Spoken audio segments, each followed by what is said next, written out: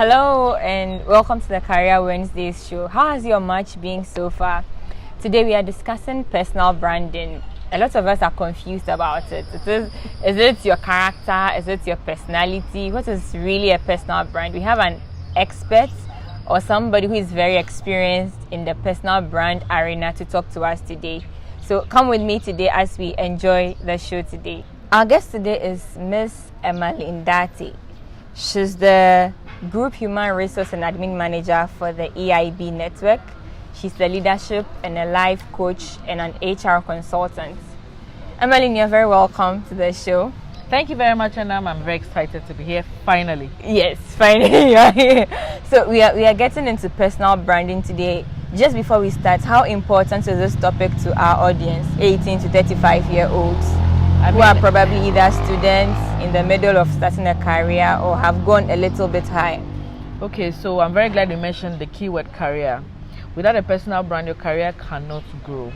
Without a personal brand, when decisions are made concerning you and your career, your career would not be part of it. So if you want to grow in your career, a personal brand is very, very important because that is what will set you apart.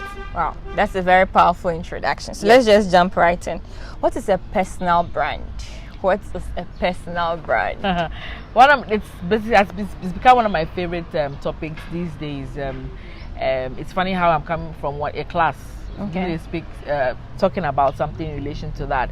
A personal brand is very simple. It's basically an affirmation of who you are, okay, and what you love to do. Right. So when I think about what comes into my head, that is a personal brand. It is not what you tell me about you; it's what I think about you the moment you leave the room. That is a personal brand. That's very interesting. So then, how do you build it, or how do you identify your personal brand? Okay, so the first thing you need to do is to identify your purpose. Okay. A personal brand is affirming something, right? So who are you? Who is Emmaline? So I need to identify who I am and then build my personal brand around it. So that's why I always say purpose is key when it comes to building your personal brand, because your purpose actually determines your audience. Your purpose actually determines your network. And with those two things are very important because they are the ones that will perceive your personal brand before even coming to make a decision to even be in touch with you. For example, why did you come to me? Yeah. There's something you perceived about Emma and then I came here. Secondly, you also need to position yourself properly. So when you have identified who you are, place yourself in strategic places where you can build your brand. So if you find yourself as a music artist, you will find yourself in a school. You will find yourself in a hospital. You find yourself at events. You find yourself in the club. You find yourself at radio stations. Certain things that you need to do to position yourself top of mind. So when I'm thinking about hip life, Stoneboy. If I'm thinking about media entrepreneurship, Bolare. If I'm thinking about African, somebody who is making a difference in Africa with regards to business, Ali Dangote. If I'm thinking about computers, I'm looking at Microsoft, Bill Gates. If I'm looking for smartphones, I'm looking at Apple. The latest, Steve Jobs. So you have to position it, and it's deliberate. Okay. You need to be intentional about it. People say, I want people to know me for something, but you're not doing anything about it. Recently, there was a debate. Social media, people know how to just throw shades. Now, somebody was comparing two different people in the same industry. One of them is always all over social media. You see that she's doing a good job with showing you what she does. The other lady, I am told, is very, very professional. She knows how to do to give proper interview, knows how to do proper questioning or give interviews. She's a well-versed journalist, but I'd never seen her before. And I told the gentleman who was fighting against the other lady, I said, listen, instead of you getting upset, why don't you help that lady grow her brand? If I have gold and you don't know, I can't be upset because I haven't shown it to you. Yeah. So you need to position yourself, and which leads to publicity. If you don't publicize what you have of value, nobody knows you have value anyway. So if you're a beautiful woman, you expect to be married and you're always in your house, nobody knows that you're a beautiful woman. You need to go outside. So you need to show what you have. If you have something of value, you will not be ashamed of it. You want to show it off. You also before you even get to publicity, you need to also prepare. Whatever takes time is done well. Some of us are in a hurry. I want to be there, I want to be that. But then, what are you doing to prepare yourself? Are you getting information? Are you developing yourself? Are you meeting the right people? Are you getting mentoring and coaching? You know, are you give yourself that self-development you need to be able to get there before you even get to publicity? Because when you get to the publicity stage and you haven't properly done the first 3, you're going to make a mess of yourself. So you need to be very careful. I've noticed that a lot of people want to be like, oh, I want to be like Emma. Oh, I want to be like Amma. But you see, when you're a copycat, you have a shorter life span. Yes, you don't last. So you need to be yourself. So that is how, in summary, how to build a personal brand. That's a very powerful thing. And I think I saw 4 P's in there. Yes. So your purpose, you position yourself, you prepare, and then the publicity comes. So that's how we can identify our brand and then eventually build it. Yes. That's powerful. So let's just go on. How does your personal brand affect your career? You mentioned a little bit about it in the beginning, but let's explain it a little further. How does your personal brand affect your career? Okay, so they go hand in hand. All right, so you're building a career. Why are you building a career? Because you want to live a particular life and succeed in it. So I tell people your career is basically something you are called to do. All right, so a personal brand helps you to be you see those 4 P's, you can easily use them to connect. Now career and purpose. Then career and positioning, because at the end of the day you want employers. These days now the employment sector is becoming difficult. I mean, now employers are looking for people who can multitask. We don't have the money to now keep different people. Unfortunately, artificial intelligence is not helping matters. So for the positions where you can do both, use the machine and manage the machine, how then do you position yourself in that angle? So when you have gone to school to study, now for example in human resources, I have grown my career in it. Now that we have artificial intelligence, there's what we call HR robotics. There's what we call social HR. There's what we call HR, artificial intelligence in HR. Have I gone to prepare myself for that? So if tomorrow I get sacked because my company has changed its processes of doing things, should I be upset with my employer? No. I should be upset with myself. So it's very important that with my brand, I need to be very, very careful that when people are making decisions, and that is the key word in career, decision making. You can't grow a career by yourself. I need people to help me grow it. My target audience and the people that make the decisions. So when I take myself out there, that is why we don't play with social media these days. And I tell the youth, I say, listen, to grow your brand, if you don't have a good social media presence, it will be difficult. I mean, I met most of the people I've met in my networks today were through social media. People engage me in my career line because of social media. I have positioned myself and people know what I do. So I share information, I share videos of people who are in line with the things I believe in, you know. And because of that, I am prospering in what I am doing. So it is very, very important to ensure you have a very good personal brand that will help you boost your career. In the middle of that, you know, with a personal brand, then you have what we call a personal mission statement. That also adds to your personal brand. So I tell people in summary, I am here to ignite dreams. When I'm dealing with my staff, I'm igniting them so that they can be successful on their jobs. Outside my career, when I meet people like you, I'm igniting your dreams so that you can be a better person. That is my personal mission statement. So when you're looking for people who ignite dreams, you think about an Emmaline. Wow. When you're looking for people who ignite dreams, please don't forget to think about an Emmaline. Okay, so speak to how friendships and relationships at work affect your personal brand. Very, very simple. I said it before. When you identify your purpose, it chooses your network. When you know who you are, you can't hang out with everybody. It is not being arrogant. It is just it's just what it is. What it is. You know, I tell people now on Facebook, people send me Emma, I want to be your friend. The first question I ask is, we are Facebook friends already? But then I notice that they want to know me and say, okay, I'm rapping with Emmaline. And I tell them it depends. If I notice we share the same values and we have things in common, you want it to ask. It will happen. And some of them get offended. They don't understand what I'm saying. I used to be the kind of person that used to accept everybody. Oh, I want to be a friend. Okay, let's tag along. And then I'm like, okay, it doesn't work like that. Friendships are chosen. Friendships are made. unlike my brother or my sister, I didn't have a choice. But with friends, I have to make a decision. So when I am making my friends, knowing full well that my friends are like elevators, they either take me up or they pull me down. So I'm choosing people who are going to help me get to where I want to go to. So it's very important to choose friends that will help you to build your career. So in the setting of the workplace, should you have a friendly relationship with everyone or just be civil in order to kind of protect your personal brand? Well, having a very good human relation skill is 100% necessary. I mean, the one who knows how to deal with people goes faster than the person who works in silos. Okay, so because in every organization, don't forget that we have what we call corporate politics. Okay. And it is not totally bad. When people hear politics, then they're like, oh my God, it's an evil thing. No.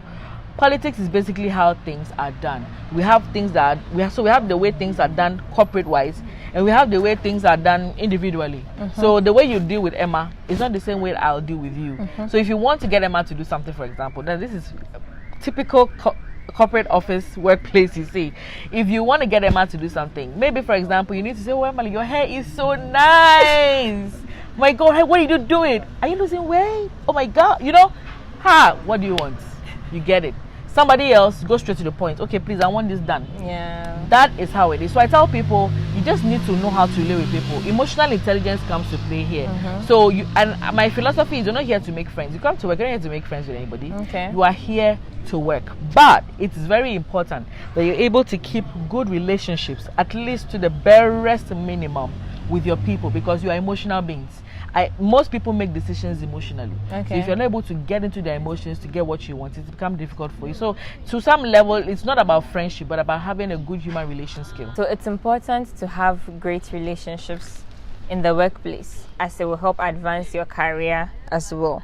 So let's just jump right into corporate behavior.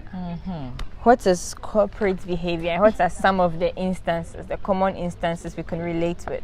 Corporate behavior are basically actions or behaviors that are acceptable by particular or specific companies. Okay. You find them in what we term values. Okay. For example, top corporate values could include leadership, teamwork, customer service, dedication, discipline, loyalty, commitment, technology, and on and on and on. And all these are based on the corporate vision. Okay. Because these behaviors are supposed to be able to help you achieve your vision. So the certain behaviors that make me say, okay, if I work at let's for example Bank of Ghana, call it the Bank of Ghana way. Okay. All right. Or if I work in University of Ghana, for example, call it the University of Ghana way. Right. So these are things that we use to identify you as a corporate brand. Even as employees, I tell people that your employees are meant to be your corporate ambassadors. Wherever I go to, people should know I work in EIB Network because of the way I behave, the way I talk, and the principles I believe in. So these are basically forms or the kind of corporate behaviors you find in a corporate world. That's very interesting, because I can easily see how your personal brand even fits into it. Exactly. Especially with how you mentioned about the employees being the corporate ambassadors. Exactly. That's very interesting. Exactly. So how do you deal with colleagues or superiors professionally in the workplace, bearing in mind that we have a certain number of values that we are supposed to adhere to achieve a certain vision? How do you deal professionally, especially in negative circumstances, with superiors or colleagues? Oh my God. Yeah, it's one of the challenges you face as a working professional. So I always tell people that come to me and say, I'm having problems with my colleagues, I'm having problems with my superiors. I ask you, what is the vision of the company? Okay. What were you employed to do? What are you paid for? When you focus on that, even when your colleague upsets you, your focus is on that. You have no problem. Like, you don't have time to get upset. It is necessary for you to understand that you are here for a reason. People will offend you. People would do things to make you, distracted.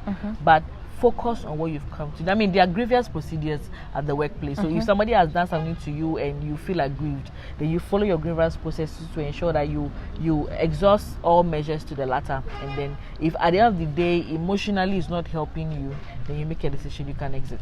Okay. So how does your personal brand coupled with a corporate behavior eventually affects your progress in your career? My goodness. How would I say it? It's massive. Okay. Like, it is so massive, because when your person, you see, there's what we call value-based leadership, where companies will recruit people with values in line with their corporate objectives. Okay. It makes it so easy to even achieve your goals. So if you have those kind of employees, you don't even need to supervise them, because they know exactly what you want. The supervisors too know that all I need to do is just drop my assignments, give them their objectives or targets, and then they will fly. The only reason why they will come to you is when they have little challenges, but it is the impact is so massive. And research has shown that companies that have employees with great values in line with the corporate objectives prosper and make more profits than those who just do business anyhow. But so it's really, really massive. It's really huge. It's important for the employers as well to look for people who have a brand. Indeed. That would help them. And I tell people that, what, if you have a problem with employees currently, it is because your recruitment was not done well. It's simple. I mean, when you're recruiting, you recruit for culture. The values determine the culture, and I'm sure your culture is set in place, which will determine the values that you need to ensure that culture is made. So when you're recruiting people, you recruit for culture. Look at their body language. What do they believe in? And I tell people, what, if you recruit people who have not done anything ever, it's not about you having been employed or not. When you were not being employed, what have you done? Yeah. What volunteer work, internships, even personal projects, hobbies, things that make you look like you know what you're about. That is how you get to know that this person can perform. CVs look nice. Anybody, if you go on Google, you can download awesome CVs, but you cannot download experience. Right. So you need to be careful in selecting people that have personal values that are in line with the corporate objectives. Interesting. Okay, so what are some of the professional behaviors that we should emulate, and some of them that we should stop? You could mention maybe 3 for each side. Okay, corporate behaviors. 1, integrity. Listen, you may not be the most intelligent, but when your bosses notice that this person, even when they who are not even disciplined, say, oh, this is my sister, if you leave $1 million with her, it will come back. They will make sure that you get a position. Integrity is everything. Your word should be your bond. If they're giving you something to do, you do it. You don't use your company's resources for your personal gain. If you need to do something with the company, you take permission. Leadership is not a position. Leadership is a function. Everybody is a leader in his own space. So if I am sitting at the front desk, I am leading the front desk on behalf of my boss. So everybody, and leadership is the ability to take initiatives to influence positive change. So wherever I find myself, I should be able to influence people around me to ensure that things are done. Teamwork. You can't work alone. You need somebody else to imbibe. Collaboration. You need to have the collaborative spirit. People want to shine alone and shade the other person. But you see, if you dim somebody else's candle, it doesn't make yours shine brighter. So you need to have that collaborative spirit. Teamwork is very, very important. So if I were to go on the flip side, obviously, you can unethical practices. You say no. People who are lazy, my goodness, you irritate employers. People are lazy. People who don't think. The world is looking for thinkers and not servers. People should be able. So if you are somebody who you are like a daisical, you can't be bothered, please, it's a no. And finally, people who misrepresent the company. Like we said, we're linking it all to the brand. If you go out and certain behaviors of yours, say, hey, isn't that person that's working at EIB Network? You've worried the company. So it's very important for you to keep a professional lifestyle in and out of the business. So briefly, before we get into the questions we get from the audience, how significant is personal awareness in building your personal brand and getting forward in your career? If you don't know who you are, you can't even build a brand in the first place. You need to know who you are. You need to know, and who you are, as a human being, you have your makeup. You're made up of emotions. You're made up of beliefs, experiences. All these things come to play to determine your choices and decisions in life. So you need to be very self-aware. With this, people can't take you for a ride. People cannot take you for granted. People can't tell you what to do without understanding what you're doing. You know, a lot of people are not even living lives because they're living in somebody else's shadow.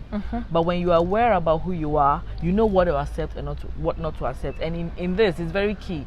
It makes you decide what career path you need to take. So basically, personal awareness is key.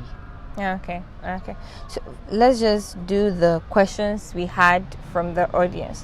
What's the difference between a character or personality and a personal brand? Very, very big one. Your character and your personality all play together to assist in, you know, forming a personal brand. Okay. So when you think about an Equiapin Polo, for example, she'll tell you that she's a model and a drama queen on social media, but if you find her personally, she's just a regular Rosamond Brown.